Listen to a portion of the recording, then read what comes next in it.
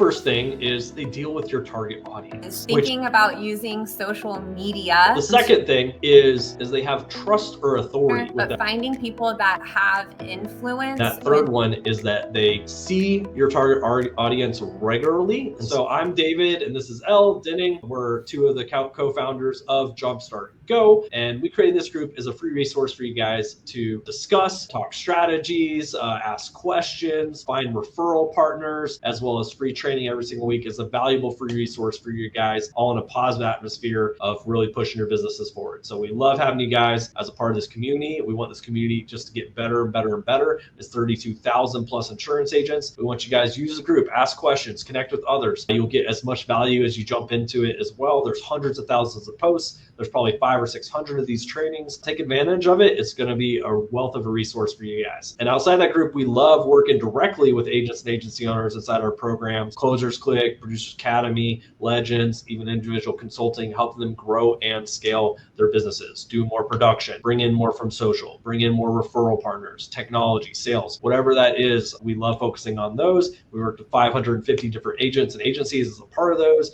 We've done consulting for 10 million, $100 million plus agencies, and even done some projects for $1 billion insurance company as well. We love this industry, and we even have an insurance agency off to the side of everything ourselves that we run too. We love it. So with that, let's go ahead and hop into tonight. That's enough intros. Let's go ahead and dive into what we're talking about, right? So I'm going to go ahead and tee up the training for you guys so we know what we're going to talk about. Today, we're going to show you the exact strategic referral relationship blueprint you can start growing, so you can start growing through referrals. Our clients use this strategy correctly. See the referrals close at 80 to 90%, retain at 93%, and get 3 times as many referrals for each sale. So we'll be showing you how to find the best referral partners through these free online hubs stuffed with potential buyers, provide value to them so they want to send you their red hot leads on a consistent basis that can close at 90%, even if you're a brand new agent, and identify whether or not a partner is a good one or one that'll make you fire your lead vendor, hit your commission goals, and change your business forever. Look for these 3 things before you strike that partnership, and I'll go into exactly what those 3 things are. So get your pens and notepads ready, because it's going to be a training that you'll want to take a lot of notes, as all of them, but especially this one. So Elle, what makes a great referral partner? I'm happy to go into those 3 things in just a second, but to you, what makes a great referral partner before I dive into those 3? Well, I know you've got the 3 keys. I don't want to steal your thunder of your 3 keys because you've got these down. But one thing that I also really want to mention is, one, those stats of the 80% to 90% close rate, 93% retention rate, and how to 3x your referrals. That comes from Trista Giancotti, who has personally done that inside of her agency. She built her agency from 0 to 3 million in 2.5 years using some of these strategies that we're going to talk about. We're also going to be talking about how to use social media with your referral partners as well. And David, you are so amazing at this. So I'm so excited to kind of pick your brain a little bit for everyone else's benefit, because you have done this for years so well, especially with this Marketing for Insurance Agents Facebook group. I cannot tell you guys how many opportunities have come out of this Facebook group for us, people approaching us, deals, partnerships, all kinds of affiliate things. So really, we're just talking about the basics here as far as getting going with strategic referral partners, but definitely listen up and take of this. David, what does make a great? So yeah, coming down to what makes the 3 things in my mind that makes a great strategic referral partner, just not any referral partner. We're not talking about going out to different events and hand out business cards. They send you 1 person a year, or which, I still appreciate, but that's not a strategic referral partner. Not talking about clients sending you referrals, which is great, fantastic. I want those too, of course, and maximize those. But I want a strategic referral partner that I can count on 10, 15, 20 plus deals a month coming to me regularly from them, and being able to add a few of those to my business or even more. So that's what I'm really looking for. And so there's a few things that go into it, but in my mind of why strategic referral partners, not only just the amount of business, but when I'm thinking, hey, I can go out and find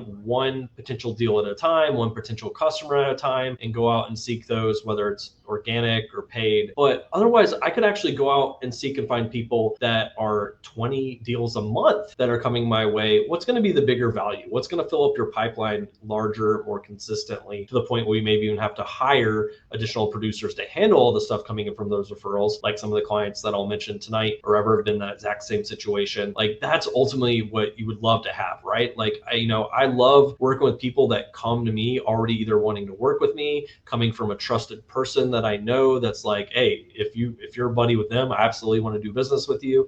That's what I want to build and have a steady flow, predictable. It closes more, it feels better, it's relationship driven. That's why we focus on this. So without further ado, like, what are the 3 things that makes a really excellent strategic referral partner? So the very first thing is they deal with your target audience, which, yes, I know requires what your target audience is. And you'd be surprised. A lot of people either don't know, say it's everybody, or get super generic like, oh, seniors or under 65. And that's my market. And, in reality, we have to define that target market so we can get better and better, not only on our marketing or copy, attracting those people, but also identifying who's going to be a good strategic referral partner. So if we know that market, cool, who deals with that market? Okay. Because that means they can actually send us that as referrals. So the second thing is equally as important, is they have trust or authority with that target market. If they don't have trust or authority with them, it doesn't really matter what they say or what they recommend or whatever. If I'm at the grocery store and someone's, my cashier is recommending someone for my life insurance, am I going to listen to them? Am I going to go seek out that person? Am I going to be able to I definitely need to get in contact with them? No, why I enjoy, chatting with like the cashier, other stuff, like that's not a trusted authority I'm going to go get my life insurance advice for my family from necessarily. That's not someone I feel like knows me or knows me at a deep level, or we've talked a lot. So it's not the same thing. So they need to have that trust and authority. And now those first 2 things are generally where people stop. And that's where a lot of what people consider strategic referral partners are sort of, but they could be better. So when I think mortgage loan officers, real estate agents, CPAs, doctors, attorneys, nurses, what a lot of people consider like, oh, these are the people I need a strategic referral partner. They're good. They can send business, sometimes a decent bit of business and stuff there, but they lack what the third one is that I think makes the biggest difference, especially when the volume of strategic referrals they're sending over to you. And that third one is that they see your target audience regularly and speak with them at length to be able to send those referrals over. And when they're doing that, they can now generate volume of referrals over to you. Now, instead of like, hey, I get, a couple a week or, 5 or 6 a month, I'm like, cool, I'm getting 20 to 30 plus a month. And in some cases, examples I'm going to give 50 to 60 a month from each referral partner that I'm closing at 90%. Like, that is where I've fully filled up the pipeline and it's rocking and rolling. So those are the 3 things: deals with my target market, which know your target market, has trust and authority with my target market, and sees my target market regularly and speaks with them at length to be able to send those referrals over. Those are the 3 things that goes into a key strategic referral relationship. Love it. And I love Joe's comment there as far as his 7-Eleven guy ended up being a referral partner for him. And so that's something that you brought up, David, that I think is very like a common mistake, that a lot of people assume that they're looking for that real estate agent. They're looking for that doctor's office. They're looking for that mortgage loan officer. Maybe not so much right now in these times, but that's what they were really looking to establish as far as their center of influence or their referral partner. And while yes, like they can be great, really I think outside of the box. And I love that you talked about your target audience, because it all really starts there as far as understanding your target audience, what they do, what are their hobbies, their interests, what are their needs that they have throughout their life stage that they're currently in, and who are those professionals that also work with them. So, if homeowners is your target audience,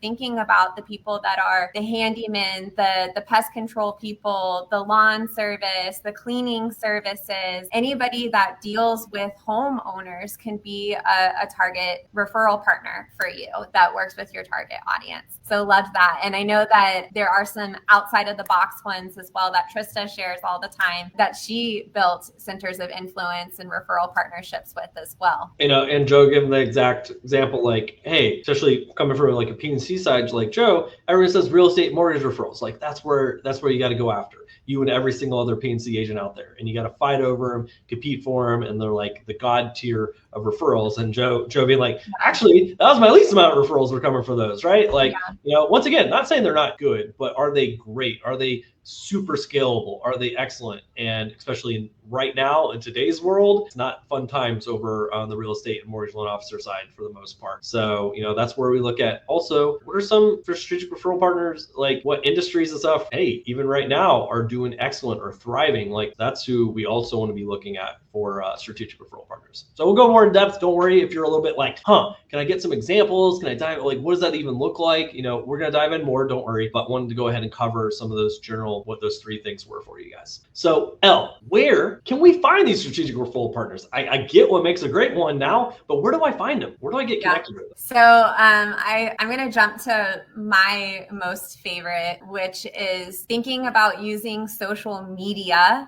to find and connect with strategic referral partners. So we work with our clients on really helping them optimize their social media presence, connecting with not only their target audience, but also their target referral partners. So one thing is when you do have an optimized social media presence and you start putting out content that relates to your target audience, this is also going to catch the interest of those strategic partners. So this is just another thing that's a benefit of having a great social media presence. We have whole trainings on that. I won't go into all of that right now, but social media is actually a fantastic place to connect with referral partners. But that might be just connecting with them in a one-to-one, but what really supercharges the referral strategy and where we really see our clients take this strategy and really start building this into a pipeline of streams of referrals like Joe is on and has done this so successfully with his referral partners is using Facebook groups. So really starting to think about a Facebook group as either the admin of that Facebook or the group of admins that run the Facebook groups. Those are individuals that you can think about connecting with, or even just thinking about getting into communities and providing value into Facebook groups so that you become known within that community. So why referrals close at such a high percentage is because that transfer of trust that happens. And in Facebook groups, what becomes amazing is if you become the go-to insurance expert, like you think about becoming like the local insurance expert, but think about what happens when you become that person inside of a Facebook group. Communities of maybe 10, 20. One of our clients, Rick Johnson, is in a community of over 60,000 60,000 contractors in his city. And so what do you think happens when people start recommending you and tagging you?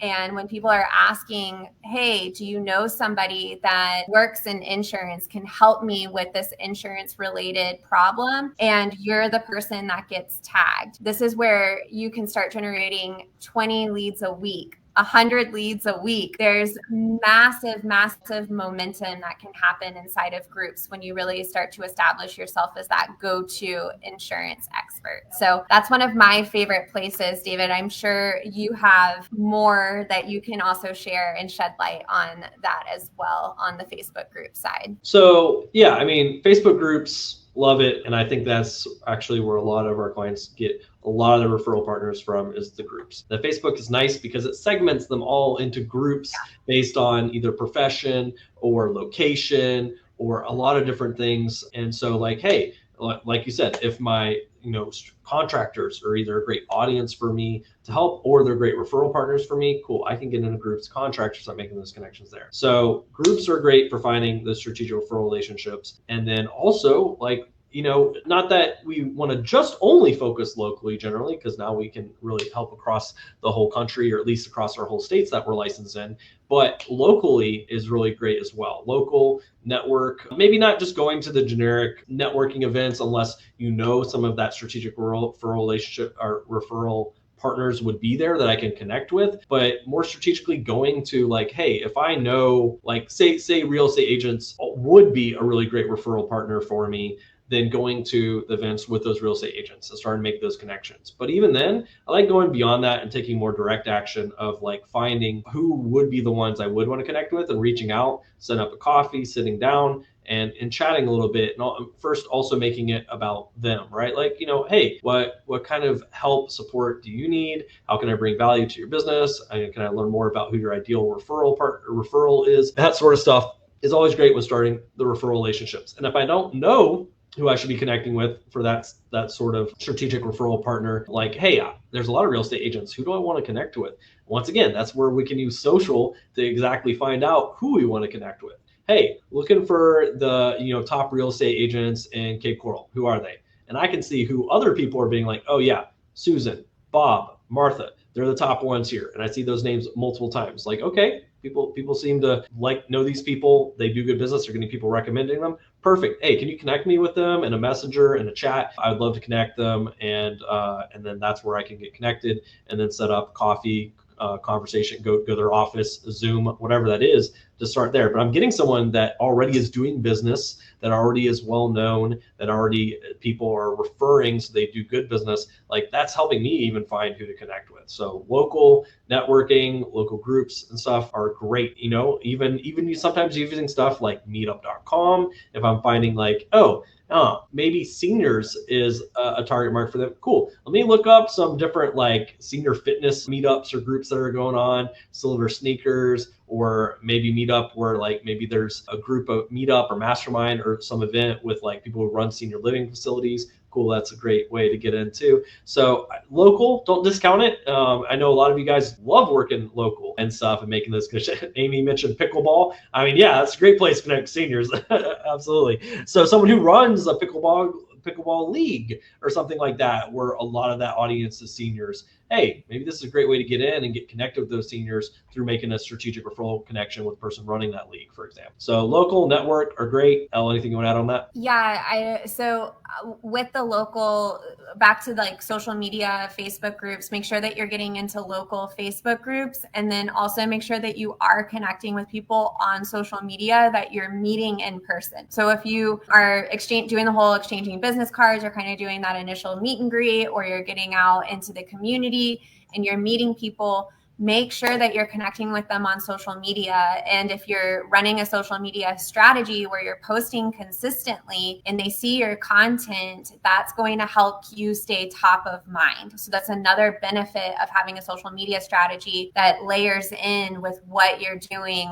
on the local front as well. We have a favorite statistic that I think we probably use every single training that we do, but only 10% of any given market is ready to buy today. So you want to make sure that you're staying top of mind for the 90% of the market that's not ready to buy today, so that you are the person that they're thinking of and reaching out to when they are ready to buy. So having that social media strategy, being connected with people, that's the way to do that. I love it. Elle, can you tell us about a third where to find them as well? Yeah, so we focus a lot on Facebook groups, but you really want to think about this, what David was talking about earlier, as far as what makes a great referral partner, but finding people that have influence. And so audiences, like really thinking about people that have followings or audiences already on social media, connecting with those people. We kind of mentioned like admins of Facebook groups, but you can go to any social media platform like Instagram, TikTok, even on Facebook. Check out what people's like following is like. Do they already have people that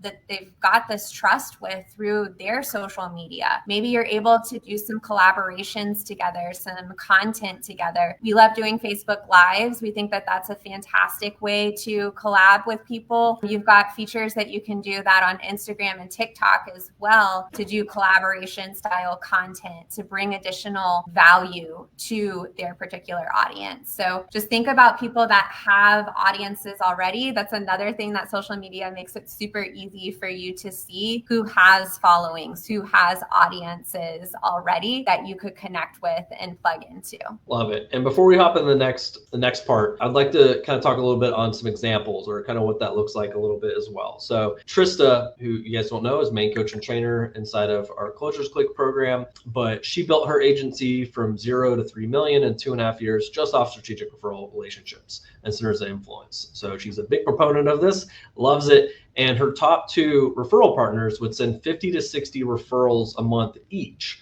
So she get 100 to 120 of those referrals and closes at 90% on average of those. And that's a lot of business flowing in, even just from 2 of the strategic referral partners. And those 2 referral partners, number 1 was a salon and number 2 was a nail place. So when we think about, who's dealing with the target audience regularly and speaking with them at length, those are great examples. They're speaking with them for 30 minutes to an hour plus. They see them regularly. That's a great place. They got trust, rapport, they know the people they're talking with, and they're able to send those over, which was amazing. But that comes down to the fact of like your greatest strategic referral partners, you might already be interacting with them, you might already be talking to them and communication with them, and you just haven't thought about, oh, you know what, that actually would be a really great strategic referral partner for me. So evaluate, who do I interact with, who do I touch base with, and that they actually deal with a lot of my target market. Elle and I, with our salon, we were like, oh, that's interesting. Let's go ask, where we have our hair done. Like, hey, what percentage of your audience is, would you say is above 65? It's like a senior audience. Oh, 70% of our clients. Okay. That's a great audience if you focus on senior audience, Medicare, final expense, whatever that is. And so I'm like, oh, what percentage of your, audience is like professionals that are, 50 or under? Oh, 80%. Okay, cool. Maybe I'm now focusing on my products that are under that. That's a great referral partner. So already start thinking about some of this stuff. Like, when we start identifying who those referrals are and who makes great referral partners. Elle, what are some more examples of, when people really like, hey, this is who's sending over business to me. That's who's a really good strategic referral partner for me. Absolutely. Yeah, I think, yes, I mentioned Rick earlier as far as, homeowners was definitely a target audience that he wanted to capture. So definitely working with a lot of those professionals that work with homeowners. So you think about people that are, services that people need every single month for their homes, like pest control, lawn service, cleaning service, maybe not every month, but regular maintenance on like their HVAC, plumbing, starting to think about these types of businesses. And I was going to mention, David, Trista actually broke down her center of influence strategy. I think it's actually one of our most watched trainings inside of this Facebook group. So if you want Trista's, what we call it, her $3 million blueprint using centers of influence, because she gives really good examples. She talks about the hair salon, nail salon for her PNC business, but then she also talks about getting into the hospitals and with pediatricians, putting together welcome packages for new moms and creating a checklist. And one of those items on her checklist was call Trista to talk about life insurance for every new parent that came through, the hospital, labor and delivery, or her pediatrician got this checklist and a welcome package. So if you're kind of sitting there kind of like, I want some more ideas of exactly what this looks like, that's definitely the training to check out, because Trista is an absolute master at the centers of influence strategy. Love it. Honestly, one simple one before we hop in that next thing. We're talking outside of the insurance industry on a lot of these, but guys, some of your best referral partners too are going to be within the insurance industry.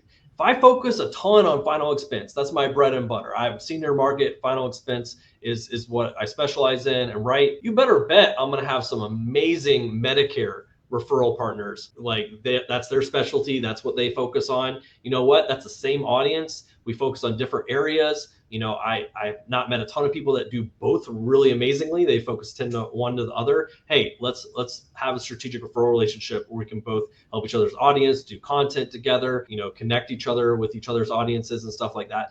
Within the industry can be amazing strategic referral partner relationships. Most of the people even highlighting in chat here and stuff that I've brought up, like Joe and stuff like that, are leveraging very much referral. Joe was mentioning this morning was getting referral from another agent this morning for his business and stuff. So, people that understand the insurance industry and what it's like, what makes a good client or not a good client, or what would be a good referral, not a good referral. Don't sleep on the most obvious ones out there, but beyond just the ones outside the industry as well, which are also amazing. With that, Elle, how to provide value for referral partners? How do we provide value there? Do we give them gift cards and like a couple bucks for referrals and stuff like that? Do we make it like transactional? Is that what works best? So, well, I mean, everybody, of course, likes little gifts or likes, referral fees and that sort of thing.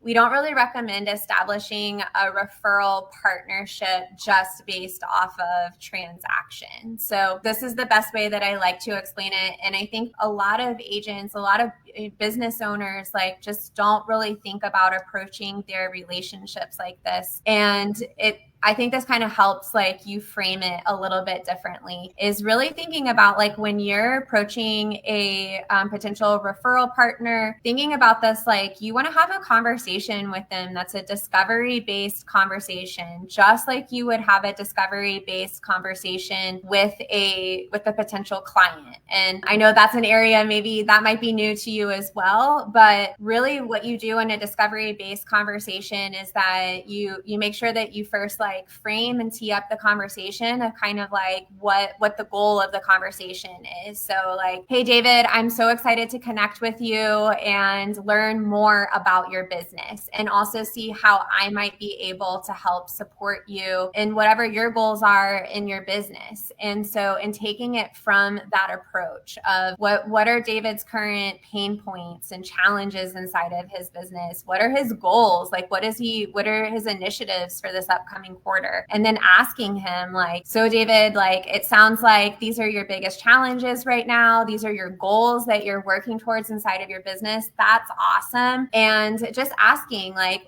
are there any ways that you can see that I might be able to help support you inside of your business? And seeing what they say. That right there, it might not be that, a lot of people are going to say like, send me Starbucks gift cards. That's not going to help me grow my business. When you're really thinking about strategic partnerships, you're thinking about ways that you can partner together so that you both can grow together. And that's what we're looking to find, is a win-win type of a solution. Maybe I'm good at social media and I know the things to do on social media to get exposure on social, get more eyeballs on my content. And I'm going to invite David, hey, David, come do a webinar on my social media. I'd love for you to share, like if, David owns a pest control company, I would love for you to share the top 3 things that you see, the top 3 mistakes that you see homeowners make when they're choosing their pest control service, or like what makes a great pest control service versus a terrible pest control service. If my target audience is homeowners, then that's a great piece of content that we can put together and deliver together on social media. But you don't know really what a challenge is for a business owner until you sit down with them, you have a discovery-based conversation,